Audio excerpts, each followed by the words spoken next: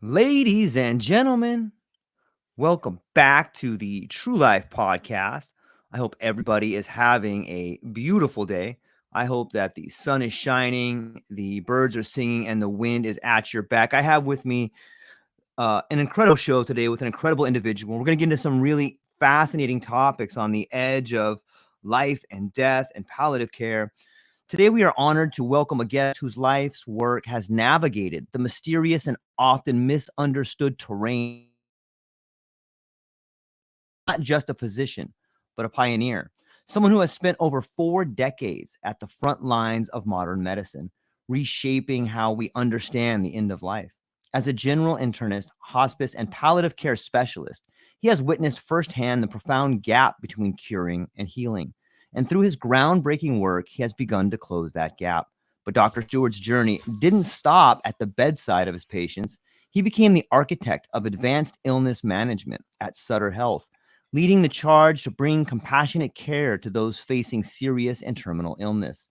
His efforts garnered a $13 million grant from the Center of Medicare and Medicaid Innovation, and his visionary leadership earned him a place among the top 20 health leaders difference-makers in the U.S. Yet, as monumental as those achievements are, Dr. Stewart's greatest contribution may lie in the deep insights he shares in his book, Facing Death: Spirituality, Science, and the Surrender at the End of Life. In this work, he challenges the very foundations of how we perceive death, not as an enemy to be fought, but as a gateway to transformation. He explores the convergence of science and spirituality, shedding light on the limits of the material world and inviting us to consider a deeper, more transcendent reality. Through his patience, he has learned that dying is not the end, but an opportunity to discover who we really are. Dr. Brad Stewart, thank you so much for being here today. How are you? I'm good, George. Thank you very much for having me. Yeah, the pleasure's all mine. It's what an interesting time we live in. And I'm just going to jump right in here. You've written a really amazing new book, and the first part that jumps out is this idea beyond healing and curing. Maybe you could unpack that a little bit for us. Sure. I think we all, especially those of us who are, in the baby boom generation and, have lived a nice long life, we're very concerned about our health, and we want to stay as healthy as long as we can. And so, I've been through cancer myself. And out the other side. I think I'm cured of prostate cancer. That was 20 years ago, and it was quite an upset. I detail my own reactions in the book, but medicine's capacity to cure has just exploded, and I think we're on one of these accelerating curves now, where there's an inflection point, and we're going to see more and more curative technology just bursting out of medical science. So, cure is, as physicians, that's our goal. We want to return people to health. But early in my career, in fact, when I was in medical school, I realized that the people, I I sometimes get a little nervous calling them patients. The Right. people that we deal with who are most fascinating and who absorb my attention the most are the ones that I couldn't cure. The ones who no matter what we did, we couldn't make any headway against their disease. What do you do then? And our teaching doesn't go very far in that area. So I wound up in hospice and palliative medicine for the last 2/3 of my career. And, I realized that healing is just as important as curing. We need to be doing healing all the way through, even as we're trying to cure, and especially when there is no cure that's still possible. And that's why I got fascinated with the end of life and with healing. We'll talk more. I think our whole discussion will be about what healing is, but it's reconciling ourselves to who we really are and where we may go uh, after we die, because that's where the science and the spirituality are now coming together. It may be that death is not the end of everything as we've always thought, and that throws a whole new light on healing and curing. Yeah, it's really well said. It often if you read a lot of spiritual teachings or you can turn to religious text and you can see this idea that that on some level our whole life is this sort of classroom, or maybe we're dying since the day we were born, but it seems like we're picking up trauma from the day we're born, and we don't even are not even able to integrate that trauma until something big happens in our lives. Maybe we lose a loved one, maybe our parents split up. There's all kinds of different things that can happen to us that kind of simulate death in a weird sort of way. What Hmm. is that? Do you think we're picking up trauma the whole way, and death is some sort of way for us to integrate this process? Is that the healing part of it? That I think that's a great way to put it. I think that if you know anything about Buddhism, all of life involves suffering. Yeah. And you don't realize that when you're at a wonderful dinner with friends, drinking wine and having a great time. But, the living involves trauma all the time. And I think what that translates to is everything we encounter in life is a challenge in some Yeah. way. It's either a challenge because it's a shock and we have to adjust to it and we don't like it very much, or it's a trauma because we love it and we get attached to it and we don't want to lose it. And that's what happens in life. You get, I'm 75, you get to my age and you're kind of attached to being alive. And, there's not a day goes by that I don't think about the fact, and it's a fact, that my life's not going to go on forever. And I've been through most of my time already. I hope I've done, as well as I can do in that time, but that time doesn't go on forever. And that's a trauma too. There's future Yeah. trauma as well as past. So healing, I think, amounts to reconciling yourself inside to who you really, really are. And that's a place inside that you may reach in meditation. I think psychedelics Yep. show us something about, not only who we are, but what reality might actually be. And near death experiences, which now are being studied scientifically, that's where spirituality and science really are coming together. At the time of death, when we let go of the body, it may be that we don't let go of our essence, our consciousness. We may continue on. That's what everybody reports, and there's more and more of those reports now. And then you get perspective at that point Yeah. on what your life was like, and hopefully we get a little perspective and take the time before we get to the end to look at who we are and what we're here to do. It's so well said. You know, being able to have an event that allows you perspective, be it psychedelics or losing someone, or perhaps in your case, you had mentioned you were absorbed by the people that you couldn't cure. Like that particular lesson that those people taught you sounds life changing to me. And it's like, maybe we can talk about that a little bit. Like, given the opportunity to learn from someone who knows that their time is coming up, what was so absorbing about it? And did that Mm. change your life, getting that perspective? That's like a central question that all doctors ought to be asked. I Yes. think, because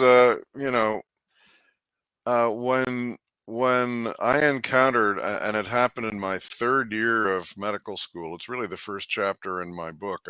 I encountered a patient who, as a third year medical student, I had to work up, and he obviously was close to death, and nobody in my university medical center seemed to notice that but me. He was scheduled to receive heavy duty chemotherapy for his end stage cancer. And what did I know? But it appeared to me that he was going to die no matter what we did. And he was probably going to die quicker if we gave him this experimental chemo. But I called a meeting, a whole lot of people showed up. I had to stand up and say what my concerns were. And, you know, I had two questions for everyone in the room as a third year student. Should we do this? Should we give this potent chemo that's going to wipe out his bone marrow and speed his death? Should we really be doing that? And number two, shouldn't we be talking to this person and his wife who came there from 1,000 miles away to be cured? It was obvious to me that probably was not going to happen. Shouldn't we be having a really in-depth conversation with them? And the meeting broke up. They decided to treat him. I asked to give him the medication myself so I could really have an in-depth learning experience, and I did, because he died that night. Wow. We did wipe out his bone marrow, and he bled into his brain and died. So that changed my whole perspective on medicine. It set the course of my career. And that second question, which somehow I thought to ask, became one of the guiding questions of my whole career, and that is, shouldn't we be talking to people about what they're in for? We as doctors can see what's coming. Shouldn't we be talking? And not only that, how do we do that? And the answer that became clear after doing it and learning by the seat of my pants for decades and actually how to do it well, it comes down to, as a clinician, you have to leave yourself at the door and meet that person who's usually in a pretty extreme state. If they know what's happening, uh, you need to meet them, feel into who they are, not get lost in their problem, keep your center, but get as close as you possibly can, really on a level that amounts to your heart as well as your mind. You need both. And when you're as close as you can be, then you can have a conversation, and you both go through a healing process when that happens. And that's what that's what my career really became, and that's why I wrote the book, because I think we we would all benefit. We would all uh, engage more in healing if we had those deep encounters. And it's not just in the examining room or the hospital or the ICU that happens, it's everywhere. As we get down to who we are and meet other people where they are, I think we'd have a lot fewer of the political differences that we have, for instance, if we made that a priority. And that's really what my career became. And that's why I wanted to write the book too. How do we not just talk to other people? How do we find out who we really are? How do we get underneath the self that we think we are, that we're convinced that we are? Because when you get, excuse me, to the end of your own life, you will find that you drop almost all of who you think you are before you actually die. You'll let go of it. The dying process will do that for you. And whatever goes on, because it's looking more and more like something does, that something that goes on is who you actually are. So why not look for that center, or that essence of who you are before you let it go and don't bother, and then let dying do it for you. Get a little experience first. And I think that's what a lot of spiritual practice really is about, or ought to be. It's a Thanks for sharing that. I think there's so much wisdom in people who find themselves. There's that old saying that says, "He who dies before he dies never dies." And on some level, you know what I mean? Like, on some level, if you can get close to it, you can really have a rebirth in your life. And it sounds like that's what happened to you. Like, on some level, this person that was passing away became an ultimate teacher. And I think the people that are on that cusp, like, we can learn so much from them about how to live a meaningful life. It seems some people that I've spoken to, and I'll ask you this question, they're not talk when people are at the edge of death, they're not talking about buying a new sports car, or I wish I would have spent more time at work. It sounds like they're saying, I wish I would have been a better father. I wish I would have spent time with my family. I wish I would have told my mom I loved her, or what are some of these lessons that maybe when you have a foot in both worlds that people are talking about? It's not this superficial stuff, is it? It's more meaningful. No, it's looking at your life as a whole Mm-hmm. and feeling through what kind of person were you? What kind of person are you? Who are you becoming? And how are you treating uh, yourself first? Because you know you can't. I don't believe you can treat other people well until you learn how to treat yourself well. And I don't know about anybody else listening to or watching this, but for me, that's been a lifetime project. We need to, I think, sit back and relax and let go and learn respect for ourselves, all our mistakes, others who are close to us, all of what we see as their mistakes, because there probably really ultimately aren't any mistakes. They're Mm-hmm. just things that may come back to bite us, and that's part of the learning experience. But it's getting deep enough to get a sense of uh, the essence of who we are underneath all our thoughts, underneath all the things that your mind is saying to you, and realizing that all those things that your mind is saying to you that you regard as you just feel like you're talking to yourself. Well, I think in reality, who you are is deeper than your mind. That's the whole essence of Buddhism. I think it's a lot of what Jesus talks about in the New Testament, finding the kingdom of heaven within. It doesn't matter what religion you look at, the founders of those religions all found or realized who they really were, and they came from that place.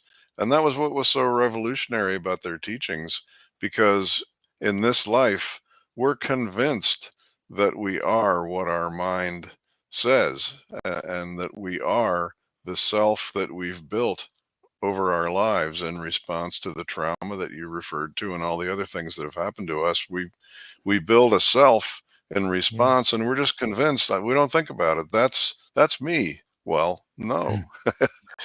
If you listen to the teachers, the spiritual teachers, and you do a little looking into yourself and sitting really quietly, you may find that there's something of yourself, of you, that's underneath yourself, the self that you think you are.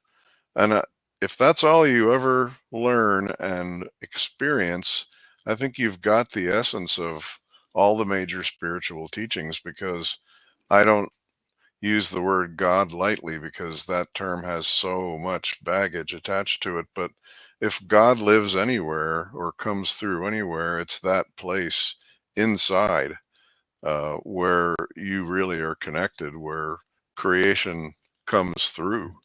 And so that those kinds of insights are the things I think we can gain if we spend some time quietly looking and feeling deeply within ourselves and other people. And I think it's what everybody learns as they come up to the actual time of death. That's what appears. Yeah, it's a really fascinating way of looking at education from our life and from our elders. And sometimes I feel like, and you write about the bridge between medicine and spirituality in your book. It seems that somehow in Western science we've thrown out things that we don't have a tool to measure with. Like, okay, we can't measure that, so let's just put that aside for right now. But it seems where those spirituality and medicine are sort of coming back together on some level. Do you see that happening? I do. I think it's a slow process. But I think there's been a lot of progress. I mean, I went to medical school in the 70s. What's that? 40, 50 years ago. Yeah. There's been a huge amount of progress that's been made since then. There are courses now, in medical school and in medical training where uh, students and physicians and nurses, all clinicians in training now get a little bit of exposure to the kind of things we're talking about.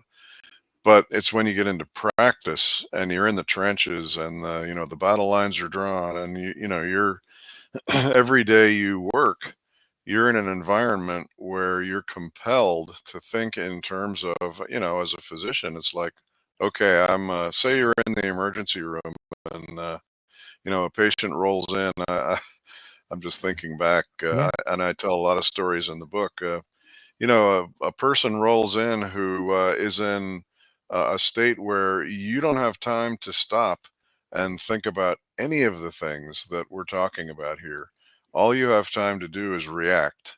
And, you react uh, using all the facts that you get as quickly as you can. In seconds, you can examine someone, ask them a few important questions. After you do it for a while, you know exactly what to ask. And Hmm. within 20 seconds, you kind of know what's happening. You grab a few numbers from their labs and their x-rays, and you make a decision based on what to do, what you need to do to pull them out of the fire, and you do it. And that's what physical medicine is about. Now, say say you have someone come in who where it's not such an emergency. I tell the story in the book about a young man I met in his 30s. He wasn't my patient. He was just in town visiting his family, and I got called over to the emergency room, which is across the street from my office at the time, because he had pneumonia. Just out of nowhere, he had a right middle lobe pneumonia, which is common. It's commonplace to get pneumonia, but an otherwise healthy 30-some-year-old guy doesn't just get pneumonia out of nowhere. So I looked at his X-ray, and he had some big swollen lymph nodes in the middle of his chest. And alarm bells go off when you see that, because it usually means that the person has cancer, and it's probably going to be lymphoma. It's a cancer of the immune system, and the lymph nodes get very large in the middle of your chest, and they can block off your airways that go to the segments of your lung, and that's probably what had happened with him. So I had a long conversation with him. The pneumonia, that's easy to treat. I mean, you just write a prescription. He wasn't sick enough to hospitalize, and you write a prescription for the right antibiotic, and you tell him to come back immediately if this list of things happens. It's all guide through guidelines that are written for doctors. But I decided we got to go beyond that and talk about what is obviously really going on here underlying the pneumonia. And we had a conversation that lasted maybe 15, 20 minutes. And we got to a place where he told me what he thought was going on. And the only way to get there is to ask questions. So I detail in this chapter of the book, in this story, what questions I thought to ask that allowed him to get insight step by step into what was happening. And what was happening, and it sounds very blunt to say it this way, what was happening was he was getting to the point with his cancer where his treatment wasn't working very well anymore, and his life probably wasn't going to go on for that much longer. And here he is in his 30s. That's a horrible thing to contemplate. And yet, in 20 minutes, through just asking questions, we got to where he very calmly came to that conclusion himself. And that's that's the kind of conversation that I think you learn to have with people when you develop the empathy to know how much it hurts, Hmm. to feel the terror and the horror of understanding that you're probably going to die at a young age, and there's not much that anyone is going to be able to do about it. And yet we got there in 20 minutes in a very calm way, and it's because we had a heart-to-heart talk. And if you read the chapter, I didn't do any psychology.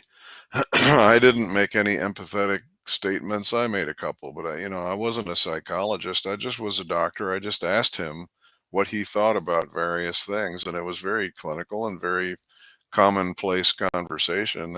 And yet, in deep way, I think for him and for me too, it was very healing for us to go together to that place where once he understood where he really was in his disease process, then he could go home and talk to his 5 different doctors, specialists that he has back home who are treating his cancer. And they're obviously not telling him or asking him questions that will bring him to realize that he's got to get his affairs in order. If he doesn't want to be shocked as he really gets ill, because he wasn't quite there yet. He'd lost a lot of weight, but he wasn't sick. But he's that far away from getting very, very ill, and that it pays to prepare for that. And there are ways to introduce people to that and begin that process of preparation in a very humane, gentle, and I don't know, spiritual way. And that's what we did. So I think there's more of that being taught in medicine now, and yet in practice, just because it's so pressure packed and there's so many time constraints for clinicians, it doesn't get done as often as it could. Wow. It causes me to stop and think for a minute about a lot. The root word of when I think of palliative care, I think of the root word pal, which means to hide. And I can't help but think, like, just hearing that story and thinking about all the things that may have gone through his mind, how momentous it is, the fear, the shame, the anger, like the uncertainty is overwhelming. And it seems that if we look at that as a case, maybe collectively as a group of people, we have this fear of death, so we try to hide it on some level. I know that my grandmother she went away to a home and she lived on this machine for years, and it was like she was already gone on some level. What are we facing, like a collective, hey, let's put this in the background and not talk about it, not have to worry about it? Do you think that on some level we're doing that? Well, of course. I mean, you've once again you nailed it. I mean, we are extraordinarily frightened to Yes. face the facts. And, you got to have some sympathy for people for everyone, Yep. because it is the scariest, most horrifying realization in life that your life may end. And, it happened because we're so frightened to talk about it or think about it. It tends to happen behind closed doors, unlike in other societies and back in the past when death was part of life. It's not anymore. Even in hospice, it happens, at home or in a hospital room and the doors are closed, and people who are close to the person who is dying may be gathered around, but they're just there often at the last minute, and then they disperse again and go about their lives. And because it's so managed, death Yeah. is so it's become a medical problem, and it's managed so closely and usually in the hospital that we don't get a chance to bring it into life and make it part of being alive. And so it's natural that everybody's horrified and scared because it's never talked about. It's never a part of day-to-day discussion, other than like when you get to be my age, you talk about your friends who have died. And I have a lot of friends who are no longer with us. I have a group of very close friends. We're on Zoom every Sunday. People I've known for 50 years. We just were close back then, and we still are. We talk about it, but even in that setting, um, it takes some effort to get a discussion going about what really goes on when people get to the end of life. It's very forbidding. And it's not until we have a conversation like you and I are having here that we can begin to normalize it a bit. make it so that people understand that it's something we all face.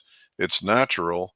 And not only that, when you experience enough of it, like I have in my career, you realize it's not the end of life and the processes that lead up to it are not scary at all. And people don't suffer the way you would imagine that they do. Now, some people do. And unfortunately, it's when that happens, it's often because nobody ever talked about it. And it's a shock when it happens. It shouldn't be.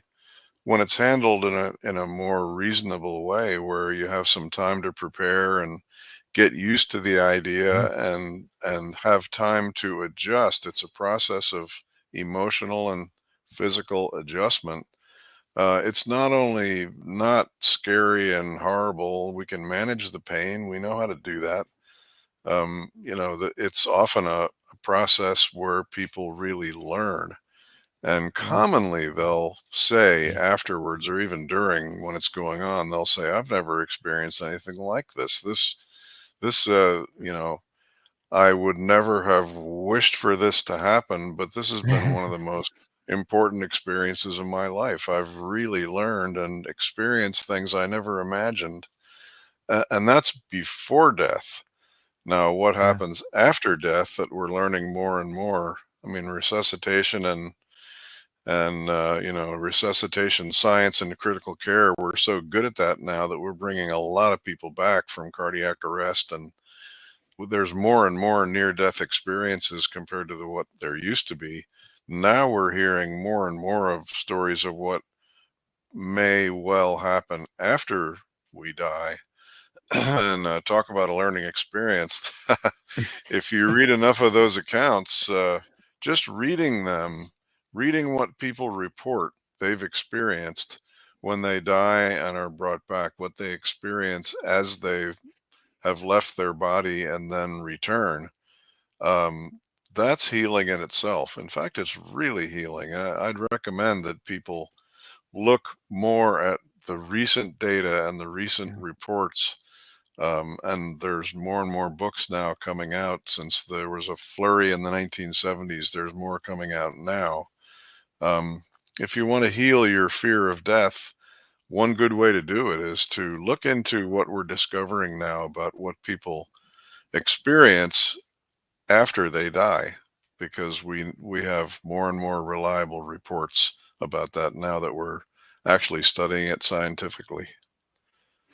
Yeah, I've read some of those reports, and I work a lot in the psychedelic community, and there is I've spoken with lots of people who have been through PTSD. My son died when on his first day of life, and there's Mm. I've taken large amounts of psychedelics, and there's something that I think resembles a near-death experience at a high enough dose of psychedelics where you realize that you're part of something bigger than you can imagine. It's ineffable, but you can feel it through your senses at a level that is celebratory and scary. I think there's a great book called The Terror Before the Sacred. And like that, just that saying alone, the terror before the sacred speaks to the ideas of dying. Like you're terrified in front of something so beautiful because it's wonderful. There's no words for it on some level. But I know in your book you have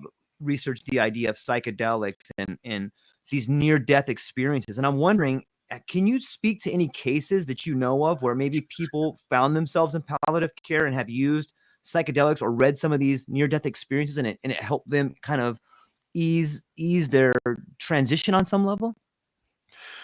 Yeah, in fact, I there's a chapter of my book that's devoted to this. I I was taking notes there because I hadn't heard about that book. I'm going to read it now. That's great. But I was lucky enough. I mean, I went to college in the late '60s and early '70s when psychedelics were just Right. coming on the scene before they were made illegal. And I had a lot of experience with them, and I never regarded LSD and psilocybin and the real strong psychedelics. I never regarded them as party drugs. A lot of my friends did. I Right. I had really deep respect for that experience, and I learned a lot. Yeah. In fact, I describe one of my own experiences in the book. Um, it's not a long, book length description, but I try to portray what the experience is like in a psychedelic experience. And you mentioned, George, that at high doses, it's a very special experience, and there are many, many features that that experience has in common with near-death experiences. In fact, there are research scales, questionnaires that have been developed for both psychedelic experiences and near-death experiences, and a lot of the questions that are asked are similar on both of those scales because the experiences are very similar. And it's almost as if uh, what we experience when we're in our bodies, where all we have, the only way we can gain any information about anything is through our senses, our Yeah. five senses, and what our mind does as it interprets the signals that we get from our environment. That's all we have to know anything about anything in our universe. And if you think about it, science it limits itself just to that information. If it's not sensible, if it's not something that you can see or hear, or data that you can gain through instruments that do nothing other than amplify our senses, that's it. For the last 400 years, since the European Enlightenment, that's the only thing that's regarded as reality. And that's fine. Look at what we're doing with it. I mean, we got some serious challenges around the environment and all that, but the progress that we've made is phenomenal. And yet, the data that we're now getting through psychedelic studies and near-death studies make it look a lot like what we find through our senses is only part of what's actually there. There's a larger reality that we can't sense with any instruments. Although I don't want to get into it now, or it would take forever. But there are signals and data that we get Yeah. through our instruments that make us wonder. But really, the what reality actually encompasses may be a lot higher frequency information than what we can sense with any of our instruments or our own five senses. And it looks as though with a large enough dose of psychedelics or in a near-death experience, we're experiencing a greater reality than anything we can possibly know when we're in a body. And in our current cultural, prejudice, anything that we regard as real. Because, I mean, if you're going to be honest with yourself, you have to admit that unless you have experience in spirituality, you regard certain things as real, and things outside that group of, that pot of experience is kind of woo woo, or it's mumbo jumbo or suspect. It's you just don't regard it as real because we've all become very scientific now, Yeah. whether we know it or not. But the psychedelic experience takes us outside that.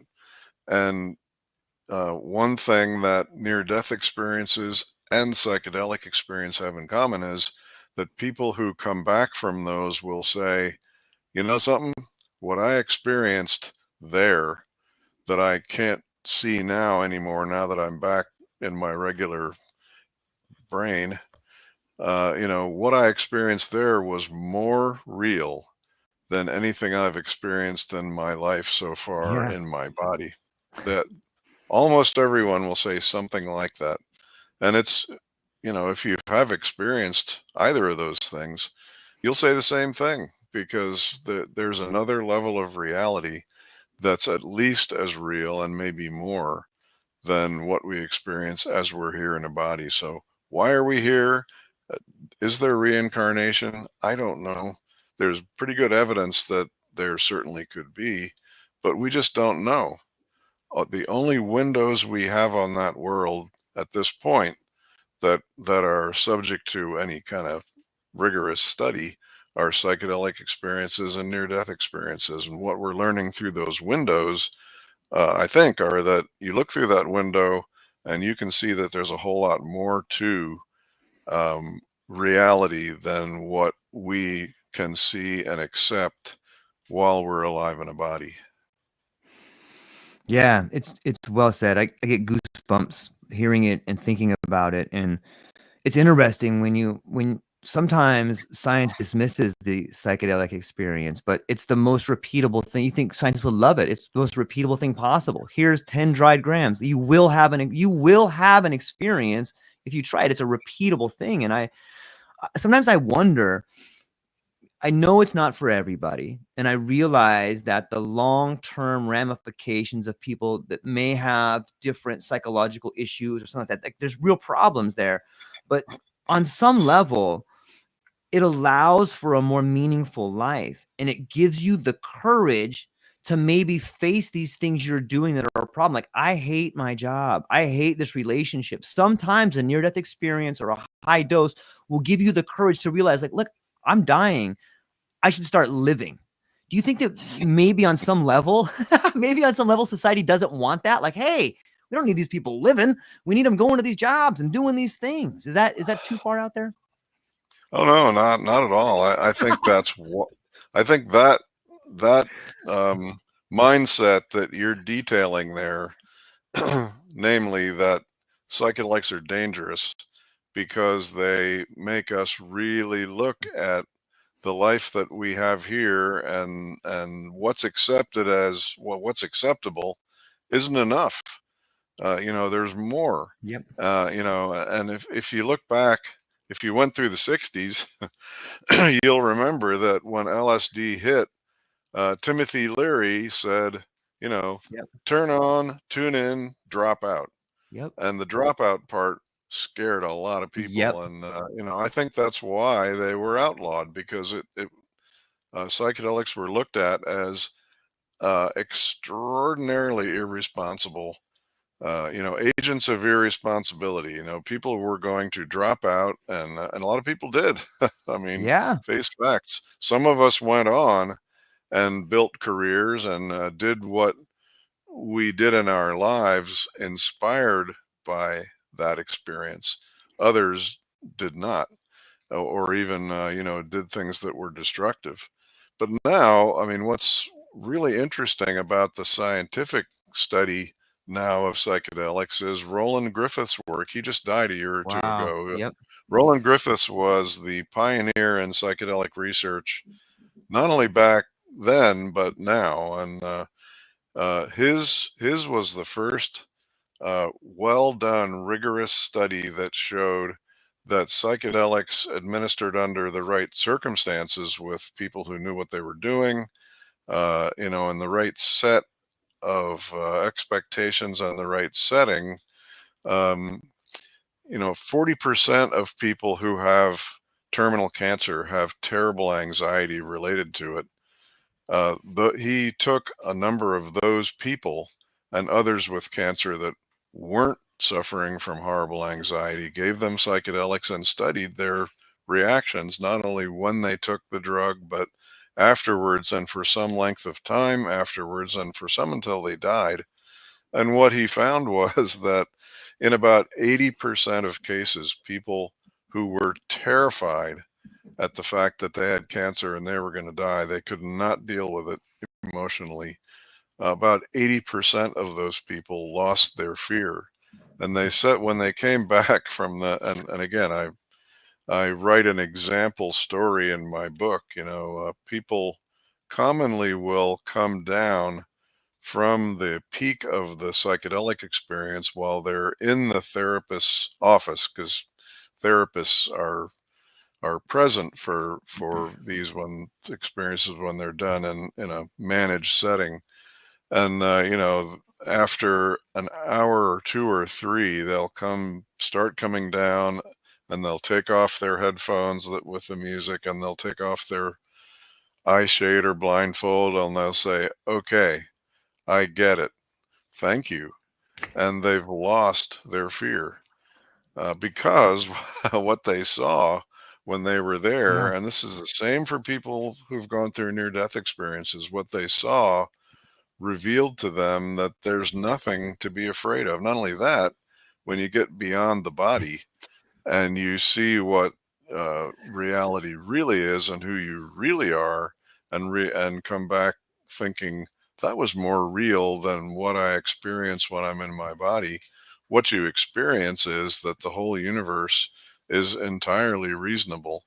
Everything is basically built out of love, which sounds corny until you actually experience it.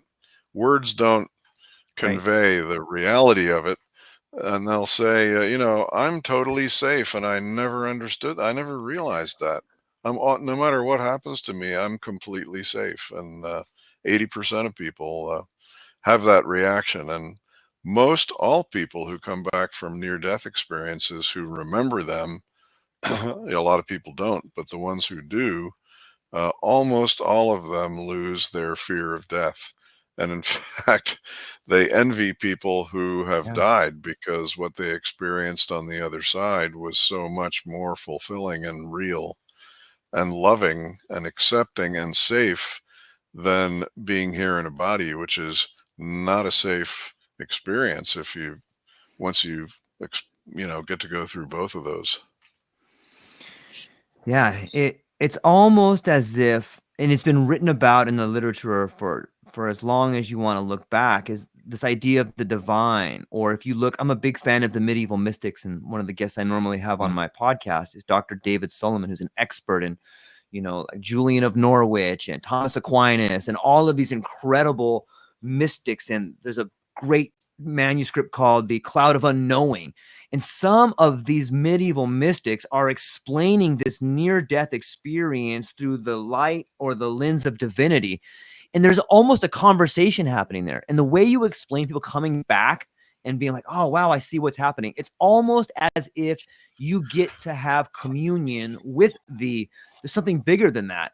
Do you think, like, perhaps if we can let go of our fear of death and embrace this idea that there's something bigger, that we can begin to evolve and have more of a connection with the spiritual nature that could sort of awaken more people? Absolutely. I mean, yeah, the answer is in capital letters, yes. I think I think you're exactly right, spot on there. I think divinity, God, whatever you want to call it. I Yeah. mean, people who come back, people who die and are revived, commonly report that they meet with a being that's composed of light. Yep.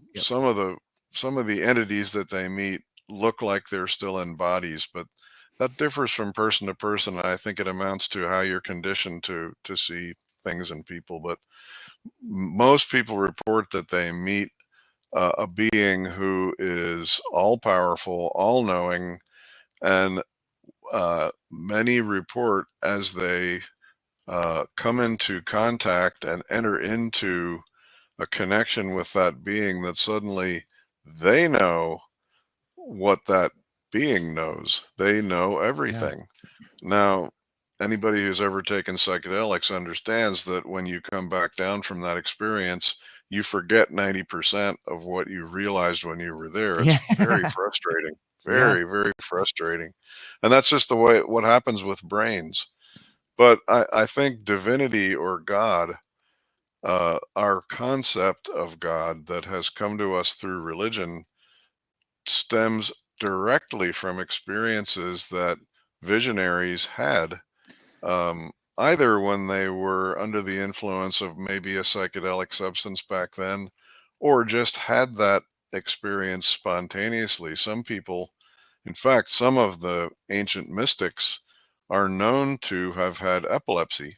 And there's a certain type of temporal lobe epilepsy where people will have exactly these experiences, mystical, divine experiences. And what happens in that form of epilepsy is that the seizure originates in a part of the brain that paralyzes the other parts of your brain that are rational and probably serve as a filter to keep you normal and engaged in your life on this earth. Those centers get paralyzed temporarily during the seizure, and they unmask this other experience that may always be there, but we don't get to experience it because the part of the brain that forms our concept of ourself that we're in the midst of all the time as soon as we wake up, not so much in dreams, but even in dreams that sense of self is kind of preserved.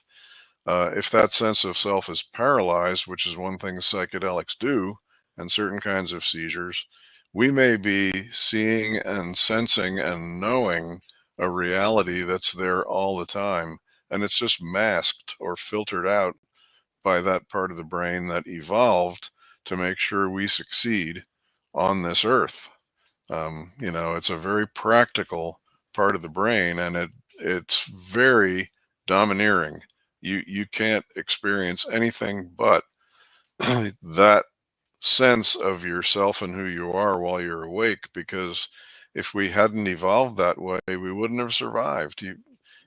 To survive through evolution, assuming you aren't one of those people that thinks the earth was formed 6,000 years ago and we didn't really evolve. I mean, if you're a student of evolution, you understand that we could not have become the species that we are with the ability to understand, predict, control our environment for better or for worse without a brain that filtered out all the stuff that would have really distracted us from being in tune with our environment at all times. So any threats that came along, we dealt with them.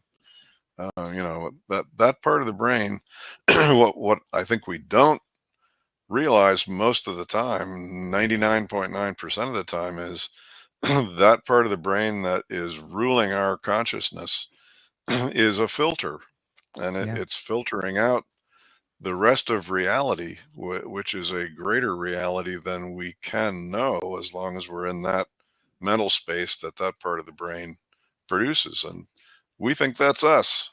The Yeah. joke's on us when we come near the end of life or we have a psychedelic experience because we discover, wait a second, that's not all there is. And you can, if you do the right kind of meditation, you can hit the edge at least of that experience while you're still here. And I think that's time well spent. Yeah.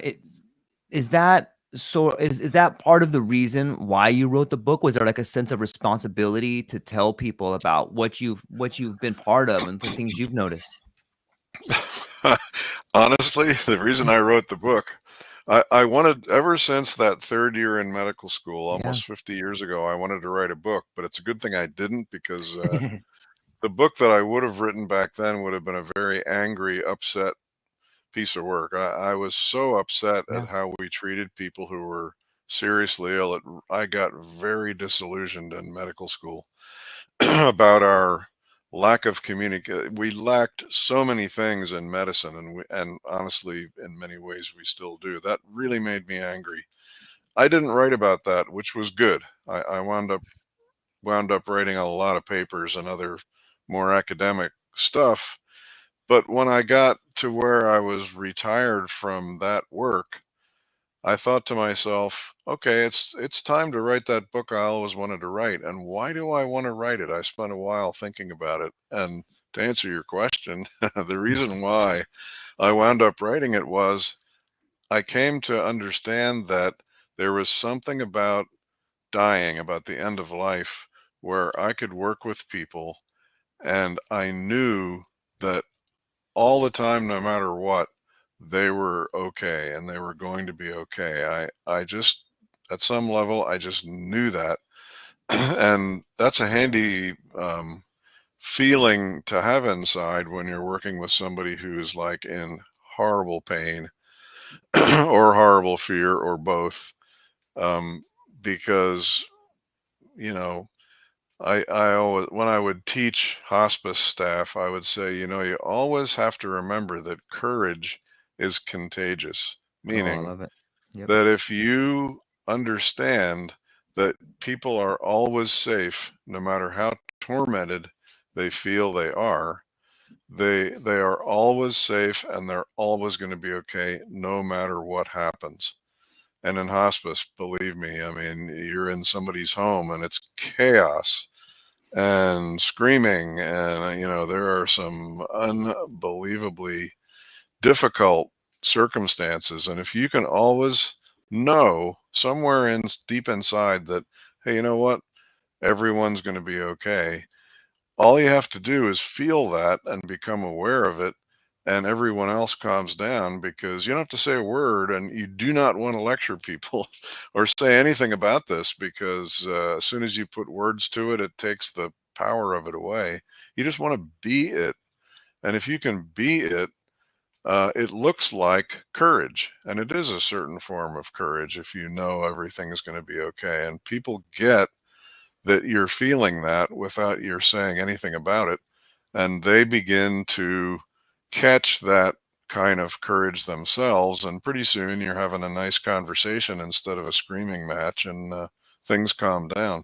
So the reason I wrote the book was I didn't understand why I felt that way, and I decided I got to write a book so I can learn myself, because that's what happens when you write a book. I can bring out in the writing what it is that leads me to feel that way. Why did I always feel everything was okay? What is that about? And that's where the book came from. And I don't know if I explained it to myself. Yeah. I don't know if anyone else reading the book can pick it up, because it's a very individual thing, that feeling and that experience. It's spiritual, but that's why I finally sat down and spent the time to write the book.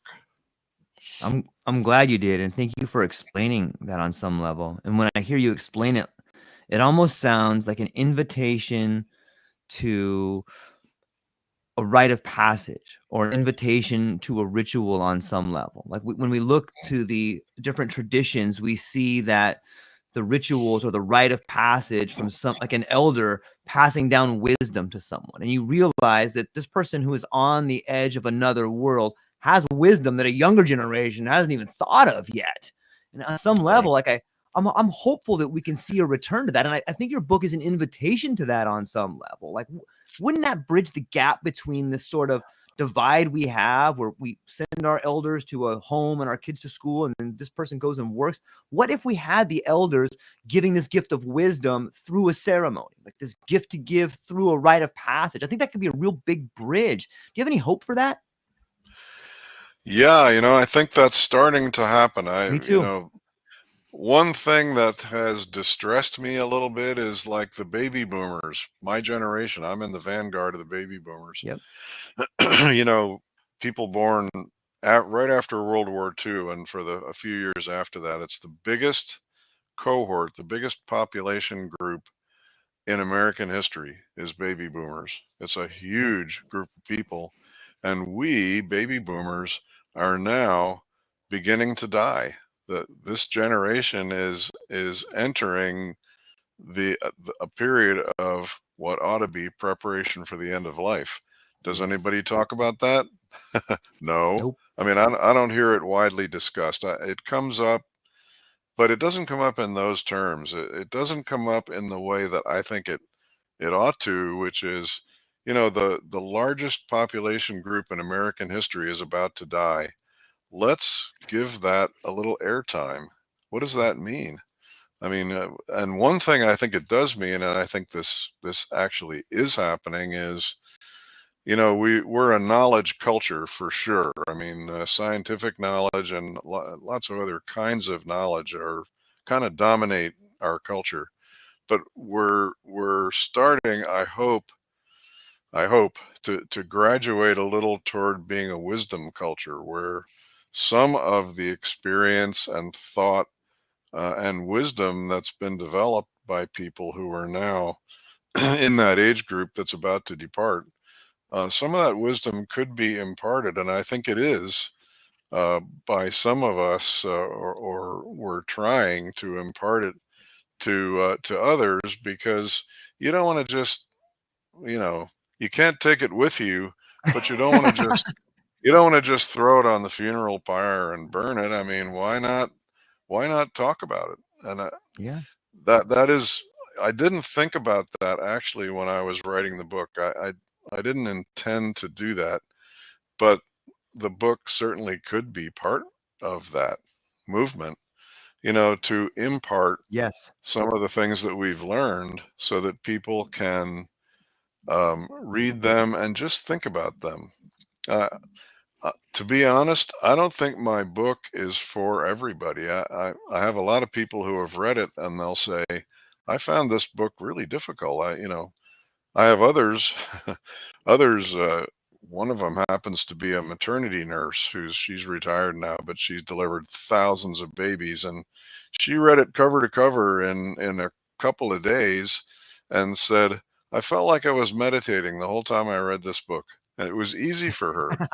Others will read it and they'll say, well, the stories were great, but then you get into the second part and I'm not sure I really get it. It was hard for me. And I I think that's the way it is with spirituality, and especially with writing about spirituality. I think that's why it's always been a cult.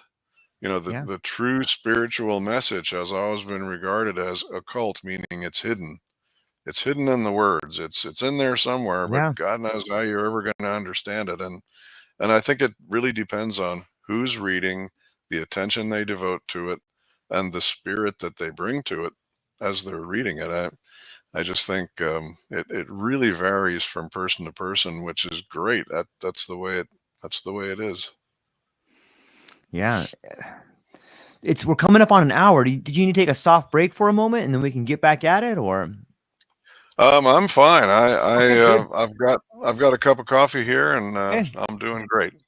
Okay, fantastic. I'm glad I I echo your sentiment with the baby boomers. Like I come from, my mom is the oldest of 8, and it's interesting to see a lot of the messaging that was given to the baby boomers about he who dies with the most toys wins, and there's this idea of people wanting to live forever, and this sort of explosion in longevity treatments, and it I can't help but shake the fact, like, if you want to live forever, depart the wisdom you have, and you will remain forever in the lives of the people that love you, and you'll be revered. But I'm not at that age yet, so it's easy for me to say. Like, I haven't really faced, okay, here I am at 75 or 80 or 69. But I do see this sort of running away, and it scares me as a Generation Xer. I'm like, there's so much wisdom here, and I see so many people running for the hills. Like, on some level, it sees like all these wars and all this political chaos seems to be the echoes of unrealized dreams of a certain class of people. Is that too far out there? No, I don't think that's too far out at all. Um, I'm probably going to Ernest Becker won the Pulitzer Prize for a book called The Denial of Death. And he had written several books prior to that, but he tried to put everything he knew together in this one book. And it's remarkable. But basically, you can sum it up in one sentence, and it is that all of civilization, all of our achievements, basically amount to a rabid, overwhelming urge to not admit that we're going to die, to not ever think about it, to not ever feel about it, Mhm. and instead to go out there and instead of being with it, to do and to accomplish.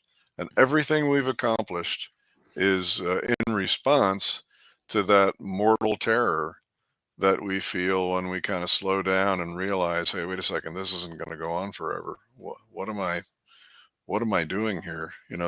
That so I think he did make a good case for the fact that our um, fervor to accomplish and achieve uh, may come from a place that we're not really aware of, which is, for some people, it's like, hey, I got to build a monument here because, when I'm dead, I want people to remember Yeah. me. Or, I'm going to go out there and make as much money as I can possibly make because then I'll be secure. Someday, these Mm. feelings that I have deep down, this insecurity that I have, and I don't know where it's coming from. I don't know what it is, but I'm not going to think about it. I'm going to go out there and I'm going to achieve. And like you say, the most toys, the biggest IRA, whatever gives you Right. security. I think there's a lot to that. And, of course, we don't want to turn off achievement or Right. criticize it, Agreed. but I think that if our urge to achieve were tempered by our awareness that we're here for a limited time, and we have a job to do, but we may not really know what it's about until we get quiet and Mm. go down deep inside and really take a look at who am I and what is my purpose? Why am I here? Am I paying attention to the things that really matter? And it's not until you get really quiet, you can call it meditation if you want, or contemplation, that maybe some of those things can get a little clearer. The dust or the mud can settle out, and we can get clearer on some of those really important questions. So yeah, I do think that there's a lot of sound and fury out there that comes Yeah. from a little bit of desperation that we're not really even aware of. And as far as all the political turmoil and disagreements and hatred and all the other things that are surfacing right now, I don't know. I think that there are those who say that we come here in order Mm. to work through um, certain issues that are fundamental to life on this planet. And being alive here is the only way to work through them because being alive in a body is the only way. It's so ironic. Incarnating into a body is the only way to become limited enough that you have to make choices. If you listen to the stories of people who have died and come back and relate their near death experiences, most of them will talk about how perfect and beautiful and loving that other reality is after death. Well, it's not like that here. Yeah. And it's, you're compelled to settle down and deal with your life on this planet. You can't not do that or you don't survive, or you're an outcast. I mean, there are people who Yep. don't do that, but they don't get to participate in the back and forth that you get and the conflict and competition, and you don't get to really get deep into the issues that you must work through, not just react to, but work through to the other side, when you're a human being here on this planet. And there's something that's very valuable about being compelled to do that if you want to make it at the other end of life and feel like, well, okay, maybe I did what I came here to do. I mean, maybe I can't ever Mm. accomplish everything I came here to do. Maybe nobody does, but I did the best I could do with what I was given. And some of us are given more than others. And how responsible can I be with the gifts that I've been given? And I think that's what people may think about, many of them, when they get to the end. And, it might be a decent, you know, interesting exercise to think about that sooner than when Yeah. you get to the point where you got nothing else to face anymore, you know?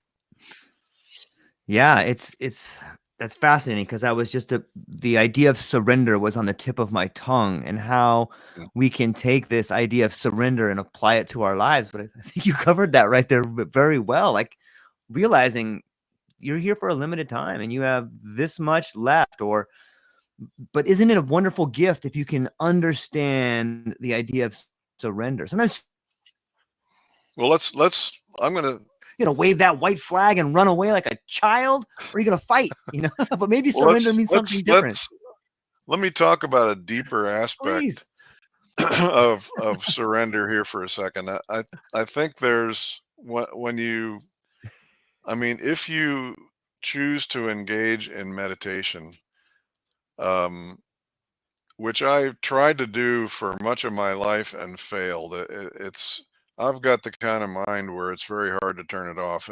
It's only Mm, late in life that I finally have kind of found ways to get beneath or get deeper than my mind. And one thing that has helped is my mind, and this is a little bit of a paradox. My mind realized at one point that everything my mind can conceive of is not really ultimate reality. There's nothing my mind can conceive of that, in the ultimate sense, is actually real, because my mind is just reflecting and giving me reactions on what I've experienced in the past and all that.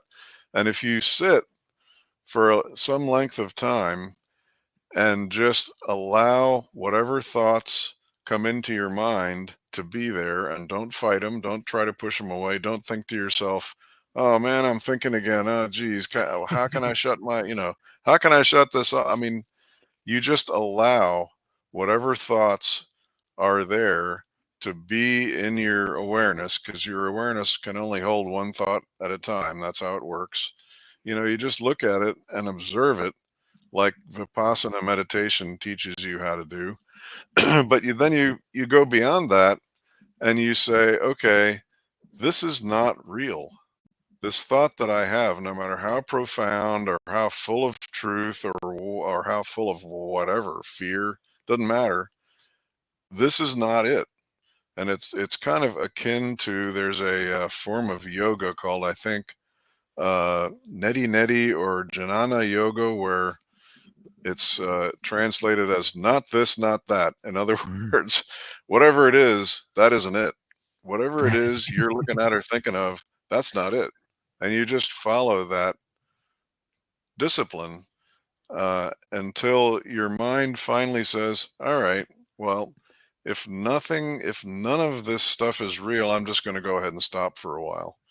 And then you get a chance to sit in the middle of nothing but just being aware. You get to experience your own awareness. And it's tricky. I point this out in the book. It tricked me for a long time. If you say to yourself, wow, I'm experiencing being aware, well, you just popped out. You're not experiencing now, you're thinking about it again. So Yeah, you got yeah. to realize that's not real either. That thought I just had, that's not real either. And just drop it. And that going back to that word you just used, surrender, I think that form of letting go is Awesome. fundamental to all deep spirituality, all spiritual traditions. What Jesus did when he said to his disciples, "Look, man, I'm not going to be with you forever. My end is coming soon. You guys, stay awake with me tonight." And none of them could. They all went to sleep. What did he do while he stayed awake all night? He talked about I'm going to be with my Father. Well, that's just what's in the Bible. That's what was translated from the original Aramaic or whatever the language was. And I think what Buddha realized in his 40 days under the Bodhi tree, and where he finally got to, where Jesus went to on those nights, was a place of emptiness, because it's only when you reach that place that you begin to feel the reality that, and this is the ultimate irony, the reality that physics is now talking about, Mm-hmm. where empty space has a huge energy potential. The emptiest vacuum between the galaxies, where there's no matter, no energy to speak of. I mean, there's there's a bit, but and it's where reality probably originally came from.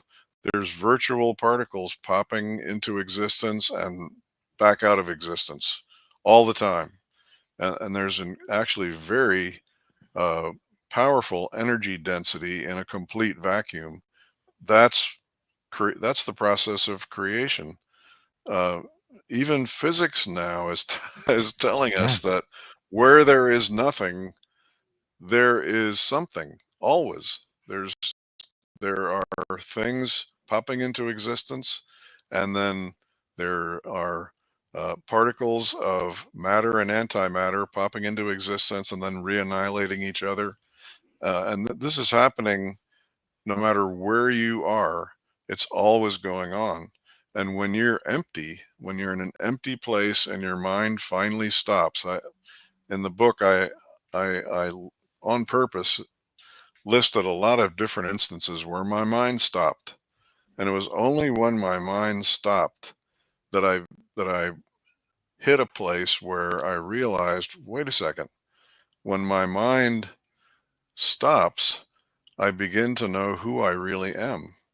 That there's a secret there that you're never going to express fully in words, because in that space there aren't any. Um, there's just emptiness, and yet it's not really empty. It's not nothing. It's where everything comes from. It's where all our it's below our unconscious mind, or above it, who knows where it is, but it's a place where creation emerges, and it's where our own self emerges. The self that we think we are, that's not who you really are. Who you really are is that place where you're nothing. You are a zero. And Zen Buddhism, it gets pretty close to that. That's the object of their meditation, is emptiness. And I think there's really something to that. And as you were saying a few minutes ago, when we're busy in our lives, we are cramming everything we can get into every moment. Where's the emptiness? Well, it's still there. It's just you don't get to touch it and feel it and be in it. And talk about healing. I mean, healing is a process where you engage in being in that space as much as you can when you're engaged in a relationship with someone else who's hurting or who needs help in some way. You're in that empty space, leaving yourself out. And then as whatever comes up, you just respond. You don't react. You respond in as deep a way as you can, but as much as you can maintain that emptiness inside yourself, the more I think healing you can be, and the more you can heal yourself. That's the place where all healing comes from, because it's the place where you're really authentically who you actually are. It makes me It doesn't have to make sense. Don't don't mm, worry about it. yeah. It reminds me of death, and people that are close to death get to see the emptiness of the other, which they get to see for the first time in somebody else. And once you're aware of something, you can't not ever not be aware of it again on some level. Like it's the Right. broadening of consciousness. It's, oh, I see this thing, and the only word to describe it is ineffable. You know what I mean? You Yes. can't describe it. You can sense it. You can feel it. It's life changing Yeah. on some level. Yeah, you can. The funny what you I mean, you just have to laugh about it, but when when you find that place, I mean, for me anyway, I whenever I've had revelations that really meant something, or whenever I found that place, I always have the same reaction. It's like, I already knew this. I already knew this. What was I so exercised about? You know, this has always been here, and I already knew it. I just forgot. You know, the most important, most profound realizations that we have, if they're the important ones, you're always going to say to yourself on some level, it might not be consciously, but you're going to have this feeling like, wait a second, I knew this already. Why did I lose this, or what happened to it? Where did it go? Why is it only coming back now? Those are important questions because you can't stay in touch. You can't be in this world and truly authentically respond to the people and the events that you come upon and stay in that place. I mean, maybe there are saints, or maybe Jesus, who know, maybe Buddha could, I don't know, but I find that I cannot stay totally in that place. But, and I think you just touched on this a second ago, once you encounter it, you never lose it. It's always there. And you always have, it's easier to find next time. You have some little Mhm. tendril of your awareness that's connected to it. And I think over time you can strengthen that connection, or that passageway, or that portal, to the place that is real, that you can't describe, and you can't really ever understand, because that's all with your mind. It's just there, and you just can accept it, and you can find it again. Sometimes it's very difficult. I often have a lot of trouble getting back in touch with it. It's I mean, but that's just who I am. Maybe it's because that's so challenging for me, um, that it's so important to me. Maybe that's the answer to why I wrote the book. I mean, it was very important to me to understand, where does this come from? Who am I, and why is it so important to me? What is it about that seems to me to be so critical? Nobody else seems to care about it that much. At least when I was at work in the hospital. um, so it's a mystery, and it's critically important, I think, to encounter it.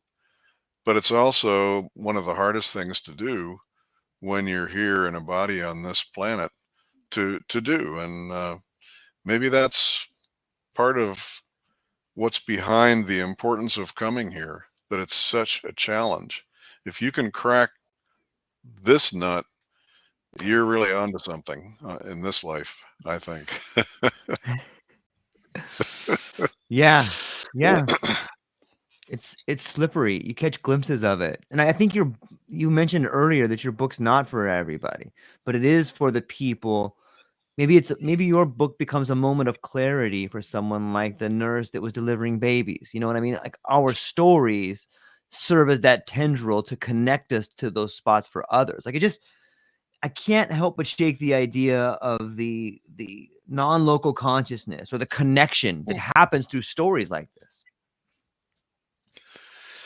Yeah, the stories and the other stuff that's in the book, you know, uh, it was so hard for me to write a book, because for so long I wanted to write a book that would mean something to people who read it.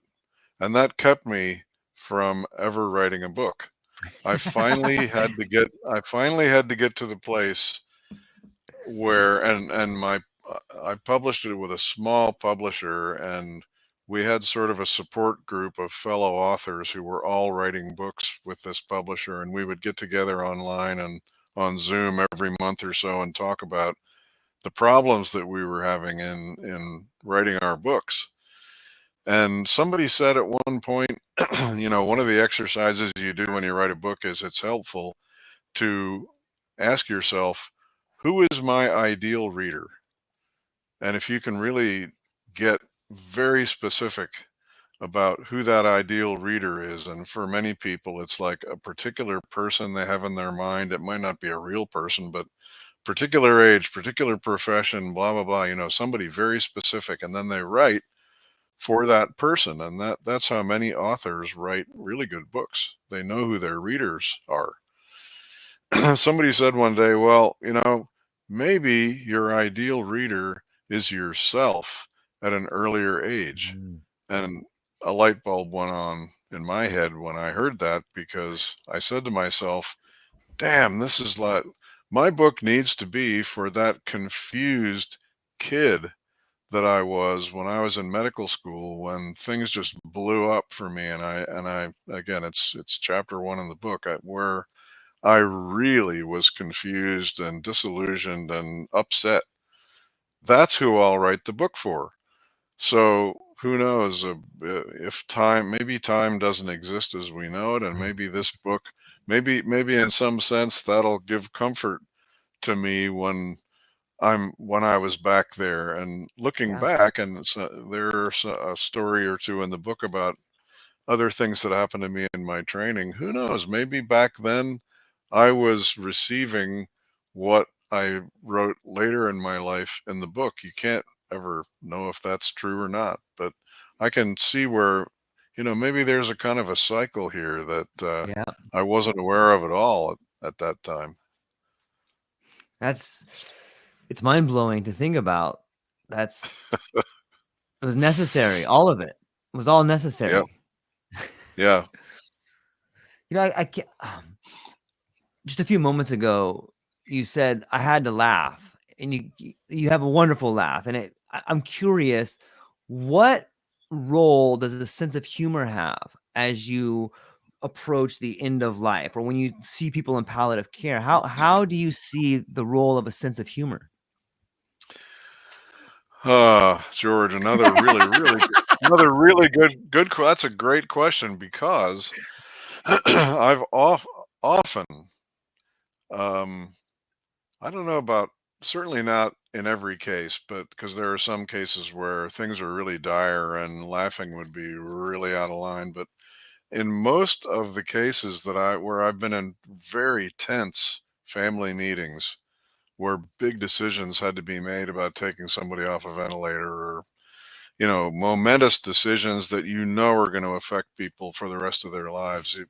The last thing you would think is that you'd be wanting to laugh in the middle of one of those meetings. And yet, almost always, there come moments where you can make a comment that's entirely appropriate, and yet it cracks everybody up.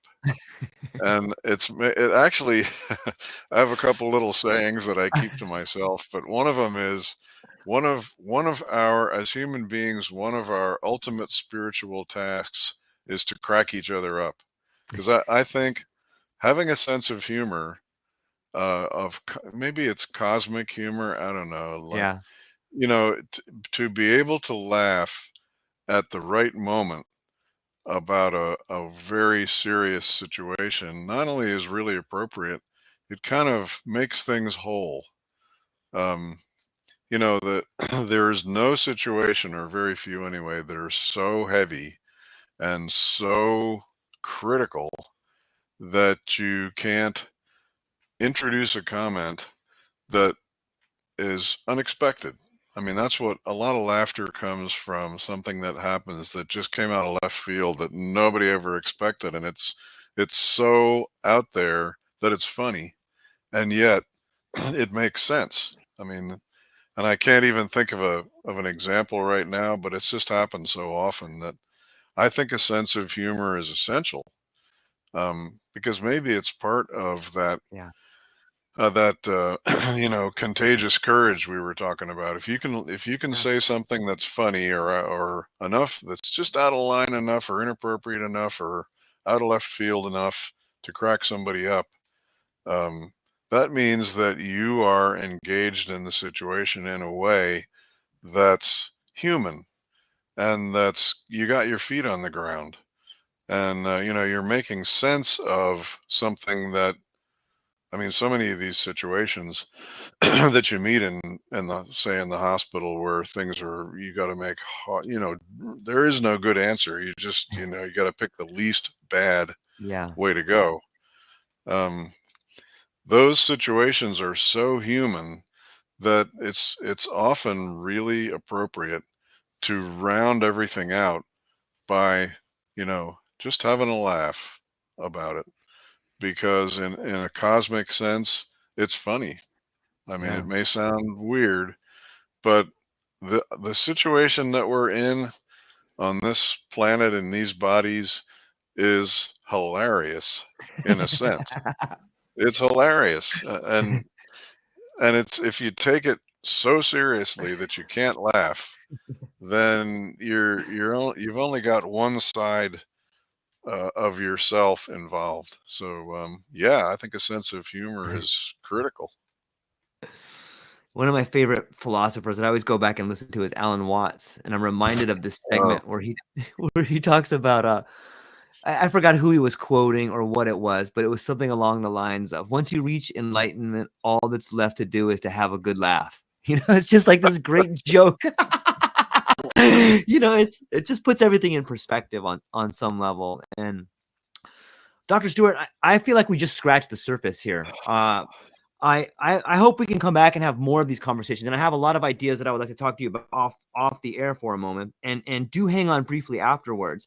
But before I let you go, where can people find you? What do you have coming up, and what are you most excited about? well, I don't have anything really big and important scheduled right now. I'm really enjoying your podcast. I mean, this is a great one. You have thought through, and you're wondering about. I mean, I always feel like, the secret to life, or the important things in life, it's not important to find the answer, because if you think you've found the answer, that's another thing that's not real. Okay. It's, Right. it's, it's out of your, it's out of your mind, and therefore you're out of your mind if you think that you have found the answer, because that's not what this is about. It's about the questions. One question leads to another, Yeah. and it's through questions that we reach a place that's really important. And so this has been a great time talking to you, because your questions are fantastic. That you've put your finger on a lot of really important points, not by saying what they are, but by asking the questions. So I really want to thank you for a great event here. Thank you for that. I hope it's the first of many. I really feel like there's some really interesting topics that we could move into. But I want anyone within the sound of our voice, whether you're listening live today, whether you're listening tomorrow or 10 years from today, go down to the show notes and check out Dr. Stewart's book. It's a cool read. I think that you'll learn a lot from it. And go down to the links and ask some questions and reach out and let us know what you might want to hear about in a future conversation. So Dr. Stewart, hang on briefly afterwards, but to everybody that's taken a moment to be with us today, thank you. Thank you very much from the bottom of my heart. I hope that you are asking big questions in your life, and I hope that you are willing to understand that laughter plays a good role, and that the end of life may be your first step in living your best life. So that's all we got for today, ladies and gentlemen. Have a beautiful day. Aloha.